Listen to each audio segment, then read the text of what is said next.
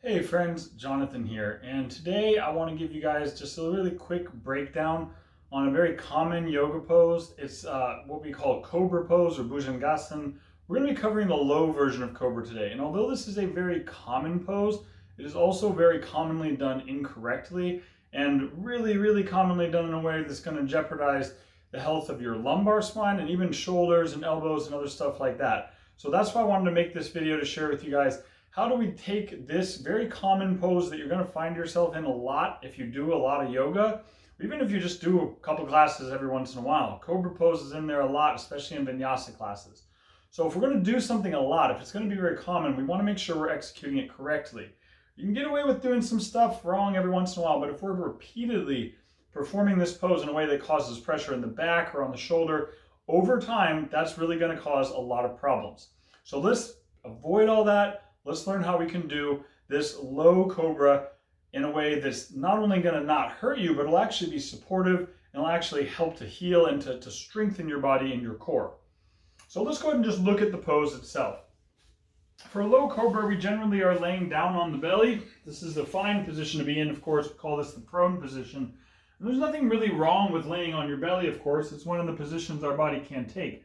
The problem is that when we lay on our belly, and do this Cobra pose, even in the low Cobra, from what my experience with teaching yoga and working with bodies is that most people and even most yoga teachers are instructing more about just bending the back. How far can I bend my back? How much can I lift? How much can I arch? And this is really not a great cue, because where we arch our back is very important for this.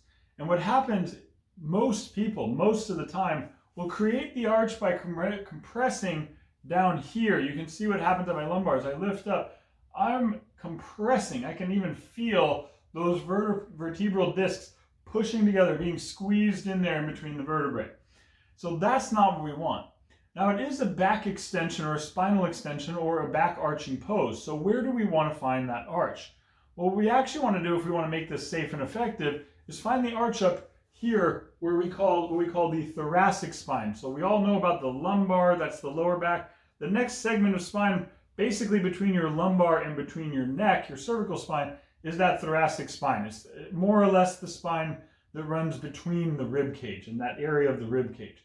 Now that tends to be an area that we all know that usually we tend to round a lot. So we do want more what we call thoracic extension or arching at the middle and upper back. So and this is another thing that we see a lot in Cobra poses. You see people do this. This is a huge and unnecessary arch and compression, again, now at the cervical. So what you have when most people come into low Cobra is they pull into this.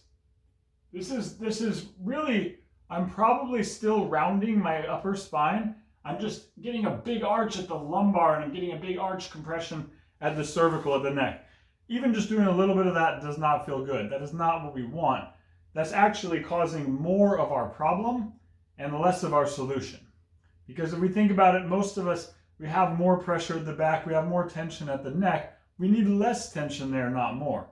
What we tend to do is be weak again in that middle back, in that thoracic back, and that leads to that rounding and again adds to those pressures. So what we really want from a good Cobra pose, we finally made it, you guys, we're going to say it here, is we want to flatten the lumbar, flatten the neck, the cervical, and then that leaves the only thing that can be doing the arch, and I don't even have to arch that high, I just stay relatively low and lift.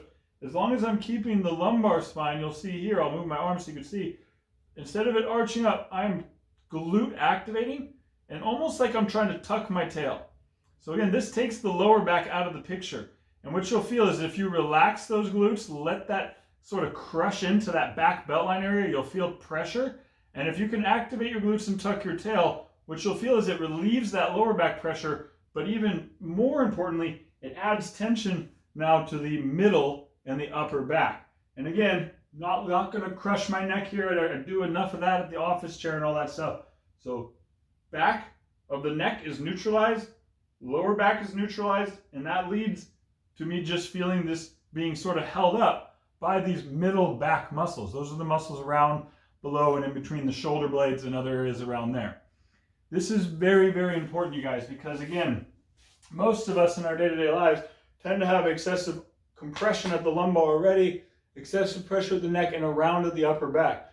So if every time I come into Cobra, I'm just exacerbating those things, arching the lumbar, arching the neck, and rounding the back even more, I'm actually creating more trouble. You'd be better off not doing it at all. But if every time I come into Cobra, instead I get that upper spine, we call the T-spine, long, while keeping that neck and that lumbar neutral, you'll feel strength build up in the middle back, and you'll feel maybe even a little core and glute strength. You'll feel your spine decompress. And now instead of being here doing the Cobra, you're going to find yourself here, bringing much better posture. The core is in, the back is relieved, and now we're building that tension in the middle back.